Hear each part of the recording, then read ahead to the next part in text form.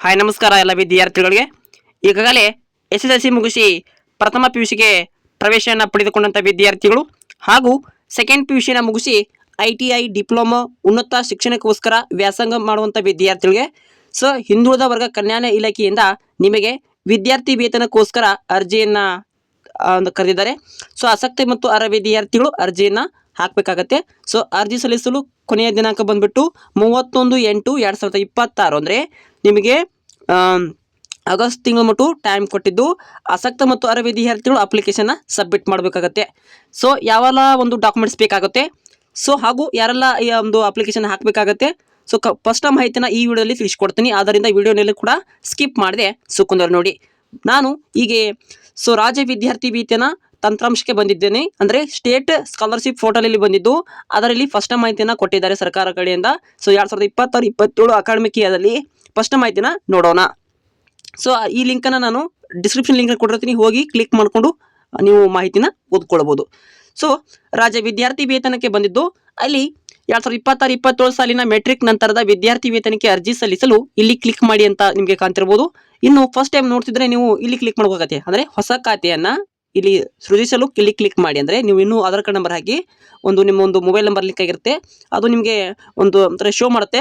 ಅದನ್ನು ಬರೆದಿಟ್ಟುಕೊಂಡು ನೀವು ಒಂದು ಅಕೌಂಟನ್ನು ಮಾಡಿಕೊಂಡು ಅದಕ್ಕೆ ಪಾಸ್ವರ್ಡನ್ನು ಹಾಕಿ ನೀವು ನೆಕ್ಸ್ಟಲ್ಲಿ ಈ ಸ್ಟೆಪ್ಗೆ ಬರಬೇಕಾಗತ್ತೆ. ಯಾರೆಲ್ಲ ಹಾಕಬೇಕಂದ್ರೆ 11ನೇ ತರಗತಿ ಇರ್ಬೋದು ಮತ್ತು 12ನೇ ತರಗತಿ ವಿದ್ಯಾರ್ಥಿಗಳು ಈ ಒಂದು ಲಿಂಕ್ ಮೇಲೆ ಕ್ಲಿಕ್ ಮಾಡಿ ನಿಮ್ಮ ಒಂದು ಅಪ್ಲಿಕೇಶನ್ನ ಹಾಕಬೇಕಾಗುತ್ತೆ. ಯಾರೆಲ್ಲ ಹಾಕಬೇಕಾಗತ್ತಂದರೆ ಈ ಒಂದು ಇಲಾಖೆ ಕರೆದಿದೆ, ಅದು ಬ್ಯಾಕ್ವರ್ಡ್ ಕ್ಲಾಸ್ ವೆಲ್ಫೇರ್ ಡಿಪಾರ್ಟ್ಮೆಂಟ್ ಅಂತ ಕರಿತೀವಿ. ಅಂದರೆ ಹಿಂದುಳಿದ ವರ್ಗ ಕಲ್ಯಾಣ ಇಲಾಖೆಯವರು ಯಾವ ಕ್ಯಾಟಗರಿ ಬರುತ್ತೆ ನೋಡಿ, 2A ಬರುತ್ತೆ, 3B ಬರುತ್ತೆ.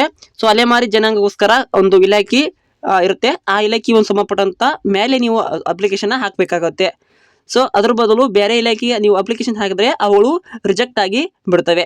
ಅದರಿಂದ ಈ ಇಲಾಖೆ ನಿಮಗೆ ಅಪ್ಲಿಕೇಶನ್ ಕರೆದಿದ್ದು 31/8/2026 ಅಂದರೆ ಆಗಸ್ಟ್ ತಿಂಗಳು 31 ತಾರೀಕು ಮಟ್ಟ ನಿಮಗೆ ಟೈಮ್ ಇರುತ್ತೆ.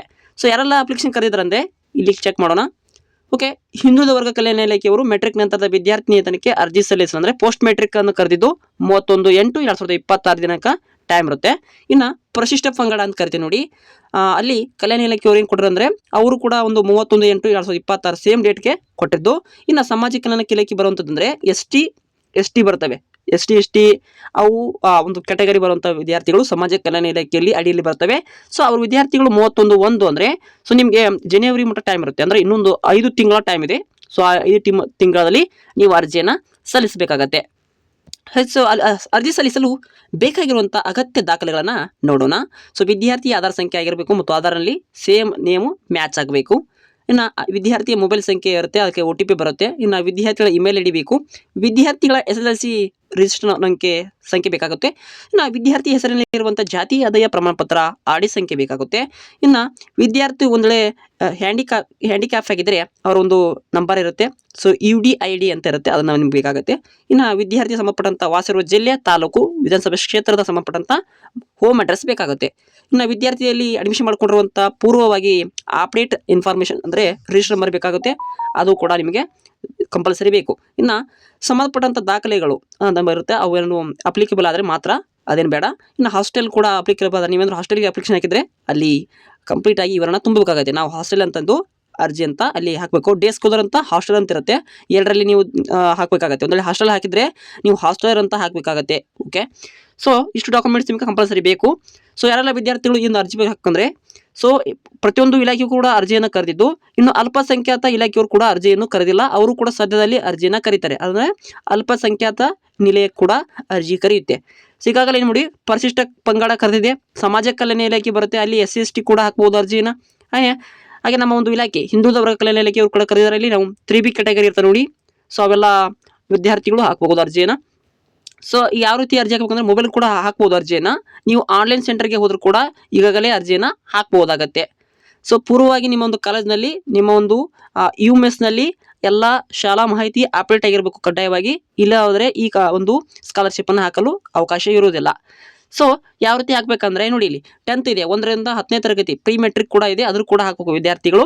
1ರಿಂದ 10ನೇ ತರಗತಿ ವಿದ್ಯಾರ್ಥಿಗಳು ಓದುವಂಥ ವಿದ್ಯಾರ್ಥಿಗಳು ಕೂಡ ಅರ್ಜಿಯನ್ನು ಸಲ್ಲಿಸಬಹುದಾಗುತ್ತೆ. ಈ ಲಿಂಕ್ ಮೇಲೆ ಕ್ಲಿಕ್ ಮಾಡಬೇಕಾಗತ್ತೆ ಅವರು. ನಾವು PUC ಮೇಲೆ ಕ್ಲಿಕ್ ಮಾಡಿ ಕೊಡ್ತಿದ್ದೀನಿ.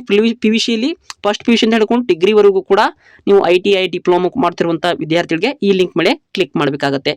ಸೊ ಈ ಲಿಂಕ್ ಮೇಲೆ ಕ್ಲಿಕ್ ಮಾಡಿದ ಕೂಡಲೇ ಸೊ ನಿಮಗೆ ಹೊಸದಾಗಿ ಅಪ್ಡೇಟ್ ಮಾಡಿದ್ದಾರೆ.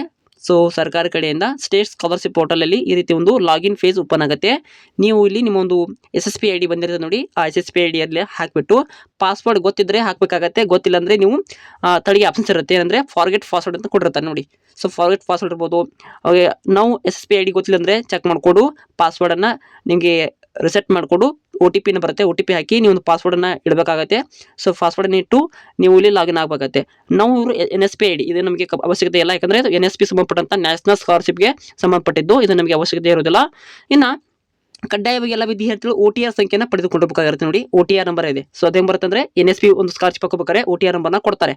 ಸೊ ಅದರ ಮುಖಾಂತರ ನೀವು OTR ನಂಬರ್ನ ಪಡ್ಕೊಳ್ಬೇಕಾಗತ್ತೆ.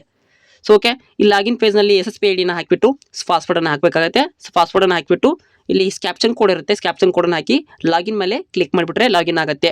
ಸೊ ಲಾಗಿನ್ ಆದ ಕೂಡಲೇ ಏನು ಮಾಡ್ಬೇಕಂದ್ರೆ ಅಲ್ಲಿ ನಾನು ಇದರ ಡೆಮೋ ಸ್ಟೆಪ್ಪನ್ನು ನಿಮಗೆ ಮುಂದಿನ ಒಂದು ದಿನಗಳಲ್ಲಿ ಮಾಡಿ ತಿಳಿಸ್ಕೊಡ್ತೀನಿ. ಕಂಪ್ಲೀಟ್ ಆಗಿ ಯಾವ ರೀತಿ ಸ್ಟೆಪ್ 1 ಇಂದ ಹಿಡ್ಕೊಂಡು ಸ್ಟೆಪ್ 5 ವರೆಗೂ ಕೂಡ ಫೈನಲ್ ಸಬ್ಮಿಟ್ ವರೆಗೂ ಕೂಡ ಅಪ್ಲಿಕೇಶನ್ಸ್ ಯಾವ ರೀತಿ ಮೊಬೈಲ್ ಮೂಲಕ ಸಬ್ಮಿಟ್ ಮಾಡಬೇಕು ಎಂಬುದನ್ನು ತಿಳಿಸ್ಕೊಡ್ತೀನಿ. ಈಸಿ ಮೆಥಡಲ್ಲಿ ಕೊಡ್ತೀನಿ, ಕನ್ನಡದಲ್ಲಿ ಇದನ್ನ ಕೊಡ್ತಿದ್ದೀನಿ. ಸೊ ಅದನ್ನು ನೀವು ಕಂಪ್ಲೀಟ್ ಏನು ಮಾಡ್ಕೊಂಡ್ರೆ 1ರಿಂದ 10ನೇ ತರಗತಿ ವಿದ್ಯಾರ್ಥಿಗಳು ಮತ್ತು 11ರಿಂದ ತರಗತಿ ಅಂದರೆ ಪೋಸ್ಟ್ ಮೆಟ್ರಿಕ್ 12ನೇ ತರಗತಿ ಇರ್ಬೋದು, ಸೆಕೆಂಡ್ PUC ವಿದ್ಯಾರ್ಥಿಗಳು ಕೂಡ, ಡಿಗ್ರಿ ಕಲಿಯುವಂಥ ವಿದ್ಯಾರ್ಥಿಗಳು ಕೂಡ ಅಪ್ಲಿಕೇಶನ್ ಹಾಕ್ಬೋದಾಗತ್ತೆ. ಸೊ ಇನ್ನೊಂದು ಡೌಟ್ ಇರ್ಬೋದು, ಡಿಗ್ರಿ ಕಲಿಯುವಂಥ ವಿದ್ಯಾರ್ಥಿಗಳು ಅಂದರೆ BCom ಇರ್ಬೋದು, BA ಇರ್ಬೋದು, ಸೊ BSc ಇರ್ಬೋದು. ಓಕೆ, ಅವ್ರ ವಿದ್ಯಾರ್ಥಿಗಳು UG ಕೋರ್ಸ್ ಅಂತ ಕರಿತೀವಿ ನೋಡಿ, ಅವರು ಇನ್ನು ವಿದ್ಯಾರ್ಥಿಗಳು ಕೂಡ ಇನ್ನೂ ಅಪ್ಲಿಕೇಶನ್ ಸ್ಟಾರ್ಟ್ ಆಗಿಲ್ಲ. ಅದು ವೃತ್ತಿಪರ ಕೋರ್ಸ್ ಆಗುತ್ತೆ. ಅದು ಕೂಡ ಇನ್ನೂ ಅದು ಆಗಸ್ಟ್ ತಿಂಗಳಲ್ಲಿ ಸ್ಟಾರ್ಟ್ ಆಗೋದ್ರಿಂದ ಅವರು ಕೂಡ ಅಪ್ಲಿಕೇಶನ್ ಹಾಕಲು ಇನ್ನೂ ಅವಕಾಶ ಇರುತ್ತೆ. ಸೊ ಈಗಾಗಲೇ ನಿಮ್ಮ ಡಿಗ್ರಿ ಕಾಲೇಜ್ಗಳು ಸ್ಟಾರ್ಟ್ ಆಗ್ತಾ ನೋಡಿ, ಸ್ಟಾರ್ಟ್ ಆಗೋ ಕೂಡಲೇ ನಿಮಗೆ ಒಂದು ನೋಟಿಫಿಕೇಶನ್ ಬರುತ್ತೆ, SSP ಕಡೆಯಿಂದ ಒಂದು ನೋಟಿಫಿಕೇಶನ್ ಬರುತ್ತೆ. ಅದ್ರ ಮೇಲೆ ಕ್ಲಿಕ್ ಮಾಡಿಕೊಂಡ್ರೆ ನಿಮಗೆ ಹೊಸದಾಗಿ ಡಿಗ್ರಿ ಕಲಿಯುವಂಥ ವಿದ್ಯಾರ್ಥಿಗಳಿಗೆ ಅಪ್ಲಿಕೇಶನ್ ಹಾಕ್ಬೋದು. ಇದು PUC ಆದ ನಂತರ ITI ಇರ್ಬೋದು, ಹಾಗೆ ಡಿಪ್ಲೊಮಾ ಮಾಡುವಂಥ ವಿದ್ಯಾರ್ಥಿಗಳಿಗೆ ಮಾತ್ರ ಅವಕಾಶ ಇರುತ್ತೆ ಅಪ್ಲಿಕೇಶನ್ ಹಾಕಲು. ಸೊ ಆದಷ್ಟು ವಿದ್ಯಾರ್ಥಿಗಳು ನಿಮಗೆ ಬ್ಯಾಕ್ವರ್ಡ್ ಕ್ಲಾಸ್ ವೆಲ್ಫೇರ್ ಡಿಪಾರ್ಟ್ಮೆಂಟ್ ಬರುವಂಥ ಅಡಿಯಲ್ಲಿ ಬರುವಂಥ 2A 3B ಕ್ಯಾಟಗರಿ ವಿದ್ಯಾರ್ಥಿಗಳು ಅಪ್ಲಿಕೇಶನ್ ಹಾಕಿ ಸಬ್ಮಿಟ್ ಮಾಡಿದರೆ ನಿಮಗೆ 3 ಮಂತ್ನಲ್ಲಿ ಸ್ಕಾಲರ್ಶಿಪ್ ಅನ್ನೋದು ಹಣ ಜಮಾ ಆಗುತ್ತೆ. ಸೊ ಮುಂದಿನ ದಿನಗಳಲ್ಲಿ ಯಾವ ರೀತಿ ಅಪ್ಲಿಕೇಶನ್ ಸಬ್ಮಿಟ್ ಮಾಡಬೇಕು, ಹಾಗೆ ಪ್ರಿಂಟ್ನ ಯಾವ ರೀತಿ ಡೌನ್ಲೋಡ್ ಮಾಡ್ಕೋಬೇಕು, ಹಾಗೆ ಯಾವ ರೀತಿ ಅಪ್ಲಿಕೇಶನ್ ಇರುವಂಥ ತೊಂದರೆಗಳು ಅಂದರೆ ಇಶ್ಯೂ ಬರ್ತವೆ ಅವುಗಳನ್ನ ಸರಿ ಮಾಡ್ಕೋಬೇಕು. ಸೊ ಮೊಬೈಲ್ ನಂಬರ್ ಅಂದರೆ OTP ಚೇಂಜ್ ಆಗ್ತಿರುತ್ತೆ, ಒಂದು ಮೊಬೈಲ್ ನಂಬರ್ ಬೇರೆ OTPಗೆ ಹೋಗ್ತಾ ಇರುತ್ತೆ, ಆ ಮೊಬೈಲ್ ನಂಬರ್ ಯಾವ ರೀತಿ ಚೇಂಜ್ ಮಾಡ್ಕೋಬೇಕು, ಹಾಗೆ ಯಾವ ರೀತಿ ಸ್ಕಾಲರ್ಶಿಪ್ಪಲ್ಲಿ ಯಾವುದೇ ತೊಂದರೆಗಳಿಲ್ಲದೆ ಜಾತಿ ಆದಾಯದಲ್ಲಿ ಏನಾದರೂ ಸಮಸ್ಯೆಗಳಿದ್ದರೆ ಹಾಗೆ ಎಲ್ಲ ಎನ್ಕ್ವೈರಿ ಇದ್ದರೆ ನಮ್ಮೊಂದು ಕಮೆಂಟ್ ಮೂಲಕ ಕಮೆಂಟ್ ಮಾಡಿದರೆ ನಾವು ಅದರ ಬಗ್ಗೆ ಸಮಸ್ಯೆಗಳನ್ನು ಬಗೆಹರಿಸಿಕೊಡ್ತೀವಿ. ಏನೇ ಡೌಟ್ಸ್ ಇದ್ದರೆ ಕಮೆಂಟ್ ಮಾಡಿಕೊಂಡು ನಮಗೆ ಮಾಹಿತಿನ ತಿಳಿಸ್ಕೊಡ್ಬೋದು. ಆದಷ್ಟು ವಿದ್ಯಾರ್ಥಿಗಳು ಫಸ್ಟ್ ಬಾರಿ ಚಾನಲ್ ನೋಡ್ತಿದ್ರೆ ಸಬ್ಸ್ಕ್ರೈಬ್ ಮಾಡ್ಕೊಳ್ಳಿ, ಹಾಗೆ ಬೆಲ್ಲೈಕನ್ನ ಕ್ಲಿಕ್ ಮಾಡ್ಕೊಳ್ಳಿ. ಮುಂದಿನ ಒಂದು ಎಲ್ಲ ಸ್ಕೂಲ್ ಮತ್ತು SSP ಸಂಬಂಧಪಟ್ಟಂಥ ಸ್ಕಾಲರ್ಶಿಪ್ ಸಂಬಂಧಪಟ್ಟಂಥ ಮಾಹಿತಿನ ಕೊಡ್ತೀವಿ. ಇದುವರೆಗೂ ಇನ್ನೂ ಕೂಡ ಹಾಸ್ಟೆಲ್ ಸಂಬಂಧಪಟ್ಟಂಥ ಯಾವುದೇ ನೋಟಿಫಿಕೇಶನ್ ಬಂದಿಲ್ಲ SSP ಕಡೆಯಿಂದ. ಸೊ ನಿಮಗೆ ಇನ್ನೊಂದು ವೆಬ್ಸೈಟ್ ಇದೆ, SHP ಅಂತಿದೆ, ಅಂದರೆ ಸ್ಟೇಟ್ ಹಾಸ್ಟೆಲ್ ಪೋರ್ಟಲ್ ಅಂತಿದೆ. ಅದರಿಂದ ಕೂಡ ಮಾಹಿತಿ ಬಂದಿಲ್ಲ. ಸೊ ಬಂದಿತ್ತು ಮಾಹಿತಿ ಏನಂದರೆ 1ರಿಂದ 10ನೇ ತರಗತಿ ವಿದ್ಯಾರ್ಥಿಗಳಿಗೆ ಈಗಾಗಲೇ ಎಂಡ್ ಆಗಿದೆ ಅದು. ಸೊ ಪ್ರೀ ಮೆಟ್ರಿಕ್ ಕೂಡ ಎಂಡ್ ಆಗಿದೆ, ಹಾಗೆ ಪೋಸ್ಟ್ ಮೆಟ್ರಿಕ್ ಕೂಡ ಇತ್ತು. ಸೊ ಯಾವತ್ತು 15/6 ಇಂದಿನ ಒಂದು 4 ದಿನಗಳ ಹಿಂದೆ ಇದು ಕೂಡ ಇತ್ತು ಹಾಸ್ಟೆಲ್ ಹಾಕೋದು, ಅದು ಮುಗಿದಿದೆ. ಸೊ ಅದು ಕೂಡ ಹೊಸದಾಗಿ ಬರುತ್ತೆ ಇನ್ನೊಂದು, ಅಂದರೆ ಒಳ್ಳೆ ಪೋಸ್ಟ್ಪೋನ್ ಮಾಡ್ತಾರೆ ಅದನ್ನು ಟೈಮನ್ನು. ಸೊ ನಿಮಗೆ ಹೊಸದಾಗಿ ಕರೀತಾರೆ, ಯಾಕಂದರೆ ಡಿಗ್ರಿ ಕಾಲೇಜ್ಗಳು ಆಗಸ್ಟ್ ತಿಂಗಳಲ್ಲಿ ಫಸ್ಟ್ ಬಾರಿ ಚೆಂದ ಆಗ್ತಾವಲ್ಲ. ಸೊ ಸ್ಟಾರ್ಟ್ ಆಗೋದ್ರಿಂದ ನಿಮಗೆ ಹೊಸದಾಗಿ ಇನ್ನೂ ಅರ್ಜಿ ಕರೀತಾರೆ. ಡೋಂಟ್ ವರಿ, ಯಾವುದೇ ಚಿಂತನೆ ಬೇಡ, ಇನ್ನೂ ಕೂಡ ಅಪ್ಲಿಕೇಶನ್ ಹಾಸ್ಟೆಲ್ನ ಹಾಕೋಬೋದು.